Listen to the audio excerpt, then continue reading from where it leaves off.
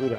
Bismillah. Abi bugün soruları siz sorsanız hakikaten. Hep soruyu biz soruyoruz abi. Abi estağfurullah, şaka yaptım. Şimdi hamdolsun izleyicilerimizden geri dönüş geliyor sürekli.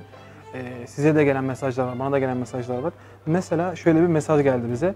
Bastırılmış gençlik, işgal edilmiş gençlik. Başta altında bir mesaj.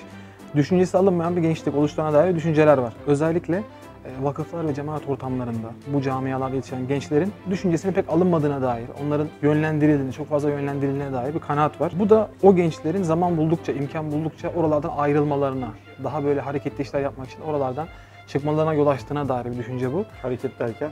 Yani daha belki kendi mizaçlarına, meşreplerine uygun yerleri aradıklarını söylüyorlar. Çünkü aileleri diyor ki çocuğum işte güvenli olsun, o rahat bir yerde yetişsin, güzel bir ortamda yetişsin diye belli yerler teslim ediyor. Ama çocuk zaman geçtikçe çevresel faktörlerin etkisiyle oradan çıkmaya belki kendine göre. Ya bunu söyleyenler nezdinde böyle bir kanaat var. Bende öyle bir kanaat yok. Siz bu konuda ne düşünüyorsunuz? Şimdi bu tür yerlerin bir terbiye müessesesi olduğunu baştan teslim edelim. Yani anneler babalar böyle bir şeyin ihtiyacını hissediyorlarsa ve bu müesseseler de bir takım ihtiyaçlardan yola çıkarak oluşturulmuşlarsa ki bunları genellikle kuran, idame ettiren insanlar toplumun sosyal anlamda ihtiyacını görerek bu işlere girmiş insanlar. Kimse ben cemaat kurayım, başa geçeyim, önce olayım diye böyle yapılar oluşturmamıştır. Kurdukları yapılar zamanla tabii hem insan kaynağı ihtiyacı hem de toplumla temas noktasında bir takım kendilerine göre usuller, yollar tesis etmişler. Bu zamanla olabileceği gibi baştaki zatın veya kişilerin de aslında algıları, dünya görüşleri, perspektifleri, ufukları çerçevesinde bir aslında şey olmuş oluyor. Yani oraya has bir terbiye mekanizması oluşmuş oluyor. Şimdi böyle olunca da zamanla oralar insanların birbirlerini böyle tedip ettikleri ya da işte bu tür gençlerin kendilerinin yanlarının törpülendiğini hissettikleri yerler olarak öne çıkıyor. Bunun ben tabii olduğunu düşünüyorum.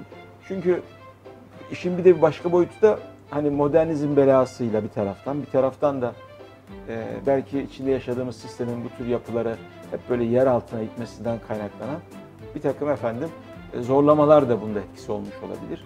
Şimdi bir taraftan terbiye ihtiyacını insandaki göz ardı etmeden, bu tür sosyal ihtiyaçları ortaya çıkartan insanların ufkunun, kapasitesinin, algısının, din algısının bir vaka olduğunu göz ardı etmeden, modernizm belasını göz ardı etmeden, sistemin bu tür yapılara bakışını göz ardı etmeden bu genç kardeşimizin sorusuna öyle kolay cevap vermek mümkün değil.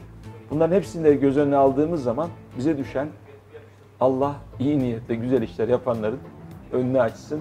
Bu işlerde yaralı ve mağdur olduğunu düşünenlerin de hiçbir zaman bu yaralarının ve mağduriyetlerinin karşılıksız kalmayacağını da bilmelerinin gerekli olduğu meselesidir. Eyvallah. Yani ben buradan mağdur oldum, buradan sıkıntı çektim, benim hayatım kaydı diyen insan neyi neye yaptığını bilmiyor. Oralarda belki örselenmiş, belki bir tarafları yaralanmış olabilir ama son tahlilde orayı yapanlar, kuranlar, bu işleri bir şekilde gençlerle buluşturma noktasında gayret sarf edenlerin niyeti samimi ise ki büyük oranda, büyük çoğunluğu için böyle düşünüyoruz. Son tahlilde bu güzelliklerle buluşmak ve o insan içinde en azından ders anlamında ibretler olması noktasında faydalı olacaktır diye düşünüyorum ben doğrusu. Eyvallah. Çok teşekkür ederiz abi. Sağ olun.